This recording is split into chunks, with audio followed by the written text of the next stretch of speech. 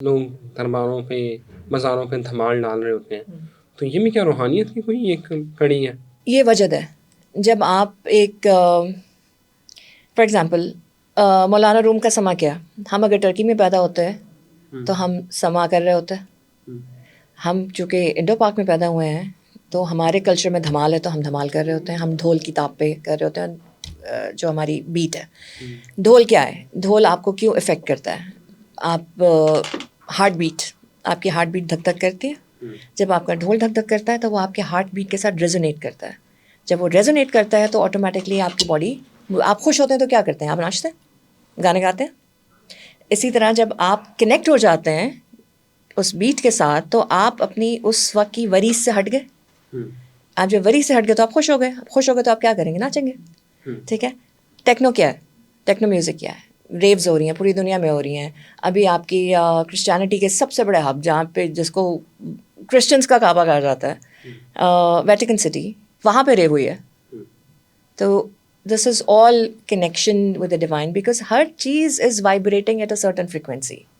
ہمارے جسم کا ایک ایک organ is vibrating in a certain frequency. دل آپ کا دھک دھک کر رہا ہے، آپ کے لنگس ہل رہے ہیں، آپ کا برین واٹر کے اندر موو کر رہا ہے، آپ کے کڈنیز موو کر رہی ہیں.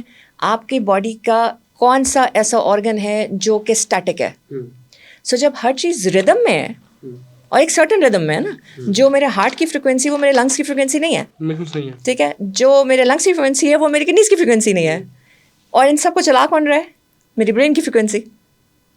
سو جب میں یہ ان سب فریکوینسیز کو آپ ایک سنکرونائزڈ اس میں لے آتے ہیں تھرو میوزک، چاہے وہ دھمال ہو، چاہے وہ مولانا روم کا سما ہو، چاہے وہ ریو ہو، تو وہ پھر آپ کی ٹوٹل باڈی، آپ کے گارڈس ڈاؤن ہوتے ہیں اینڈ یو اسٹارٹ ڈانسنگ. اچھا، ماڈرن ملنگ بھی ہیں آپ، ڈیفینیٹلی مراقبہ بھی کروا رہی ہیں کارپوریٹ سیکٹر کو.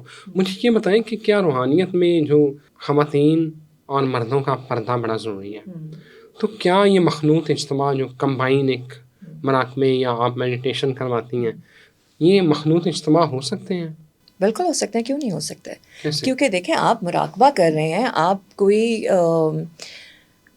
خدا نخواستہ ایسی چیز نہیں کر رہے ہیں جس کے اوپر آپ کو کوئی پردے کی ضرورت ہے ایز سچ کہ آپ کو اس کو بائیفیکیٹ کرنا ہے.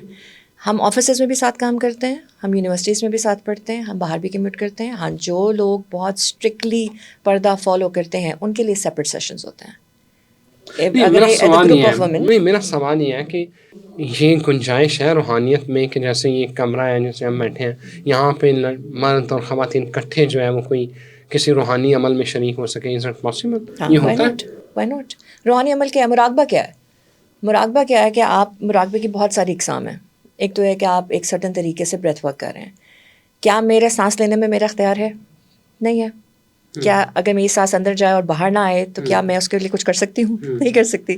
سو میرا اختیار، میرے ایک سانس پہ اختیار نہیں ہے، لیکن میرا اختیار کس چیز پہ ہے کہ میں کس طریقے سے سانس لے رہی ہوں اور کس طریقے سے باہر نکال رہی ہوں. میری باڈی میں آکسیجن کا لیول کہاں جا رہا ہے، کہاں سے آ رہا ہے، کتنا آ رہا ہے، اس کو میں کنٹرول کر سکتی ہوں. جس میں ویم ہاف بریتھ ورک کرتے ہیں، جس کے اندر آپ کا پیراسمپیتھک جو ہے وہ آپ کی ویگس نروز اینڈ یہ سب ایکٹیو ہوتی ہیں. دوسرا آپ کا میڈیٹیشنس کے اندر ایک بریتھ ورک کے ساتھ ہوتا ہے کہ آپ ایک سرٹن طریقے سے سانس لے رہے ہیں. اب یہاں پہ مجھے بتائیں کہ پردے کی کہاں ضرورت ہے؟ آپ تو سانس لے رہے ہیں نا، آپ کا فوکس سانس پہ ہے کہ سانس جا کیسے رہی ہے، آ کیسے رہی ہے. بیکاز آپ برین کو شٹ ڈاؤن نہیں کر سکتے، آپ برین کو ڈائیورٹ کر رہے ہیں، اس کی اٹینشن ڈائیورٹ کر رہے ہیں ٹو یور بریتھ. اسی طرح آپ جب صوفی مراقبے کی بات کرتے ہیں تو آپ اللہ تعالیٰ کے ناموں کے ساتھ کر رہے ہیں، آپ ذکر کر رہے ہیں. جب آپ اللہ کا ذکر کر رہے ہیں تو آپ بآواز بلند نہیں کر رہے ہیں، آپ اپنے اندر کر رہے ہیں. ٹھیک ہے. آپ اپنے اندر کر رہے ہیں، جس کو ہم کہتے ہیں تسبیح کر رہے ہیں، آپ چینٹنگ کر رہے ہیں، وہ آپ ایک سرٹن طریقے سے کر رہے ہیں. تو اس میں آپ اگر کسی کو اعتراض ہے تو آپ 2 سیکشنز بنا دیں نا اس روم میں، ایک سائڈ پہ خواتین کر دیں، ایک سائڈ پہ جینٹس کر دیں.